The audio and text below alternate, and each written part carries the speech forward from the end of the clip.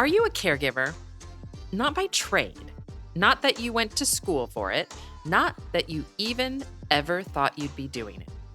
I'm your host, Valerie Borgman, and sometimes we're caregivers without even knowing it. This week, we're going to define the role of a family caregiver.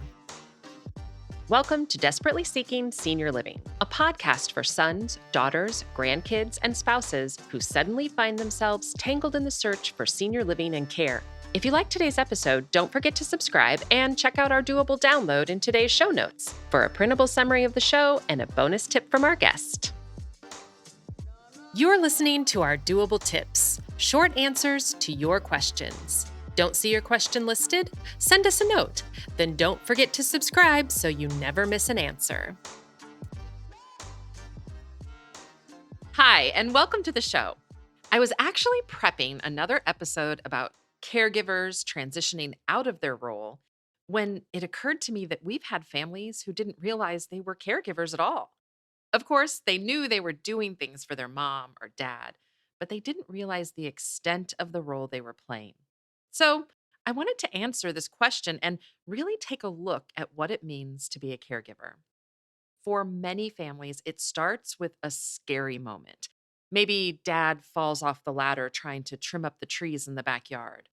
Or you're visiting your mom and notice yourself wanting to jump up and help her carry that laundry basket. And maybe you do.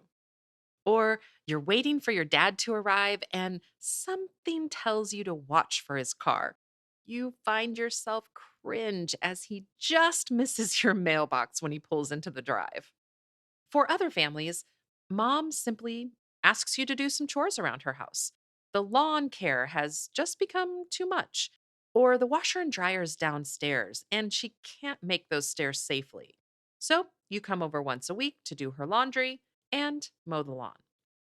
For others, it starts with a health scare, a fall, or a stroke. And even though in the medical circumstances, you may now be pushing a wheelchair, transferring in and out of bed, giving showers, it can still be difficult to see your role as an actual caregiver because you're just helping your mom.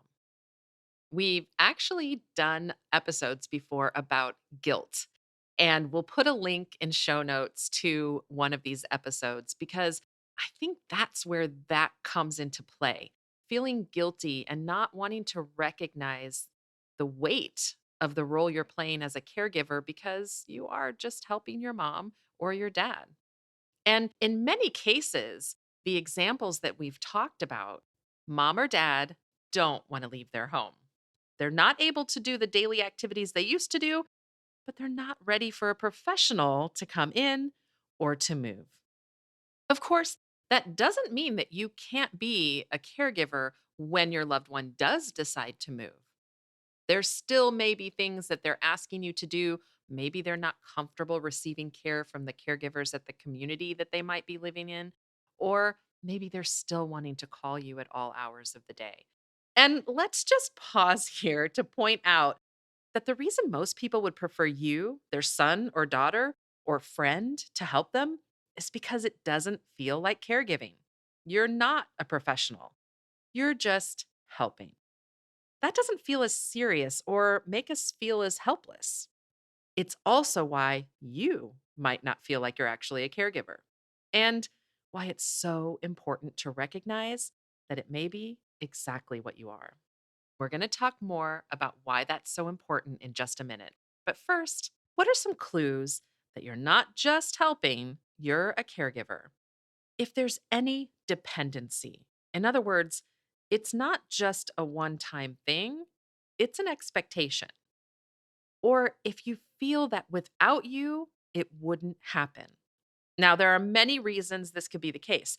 Some seniors don't want to spend that money for lawn care or housekeeping, and so you become the source of that assistance.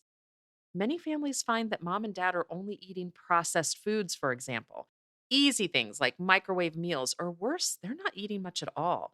And there may not be anything in the refrigerator unless you do the shopping. What if you're out of town or out of state? Could you still be considered a caregiver? Absolutely. You may have just visited for the holidays and found some things were not quite right. You may have found some of the things that we've mentioned. So now you find yourself making arrangements for food delivery or checking in every day. Or maybe your mom or dad is calling at all hours, several times a day. It could be they need help with something, heard a sound at 3 a.m., are confused about what time of day it is, or they're just lonely. And of course, these examples can also happen if you're just living down the street. So, do you see yourself in these examples? Here's why it's so important to really take a look and see if you are actually a family caregiver. You may have heard the term self care. It's become a buzzword or phrase, and for good reason. We often work so hard at our jobs, our homes, for our kids, or our parents that we forget to take care of ourselves. And you may also have heard of caregiver burnout. It's at the burnout point that many families realize that they've been that caregiver to their parents. And don't forget to take a look at your parents' relationship. We find that spouses can be really good at hiding just how much caregiving they're doing for their spouse. We often see spouses taking on that caregiver role, and sadly, we see the family caregivers or the spouse get sicker than those they're caring for. If you realize that you've actually been or are a family caregiver, take some time to read about self care and caregiver burnout, and we'll have some information in our doable download as well. Thanks for listening in. Hopefully, this week's episode has helped you take a look at that caregiver role and get some support if you find that you are experiencing some burnout. And until next time, make it doable. Today's episode is brought to you by ClearPath Senior Living Solutions. ClearPath helps families find assisted living, memory care, and other resources. Find our contact information in today's show notes. Check out this episode's doable download in show notes for details, including industry terms and definitions we discussed, as well as a bonus tip from our guest. Have questions or your own tips to share? Leave us a message. We'd love to hear from you. And until next time, make it doable.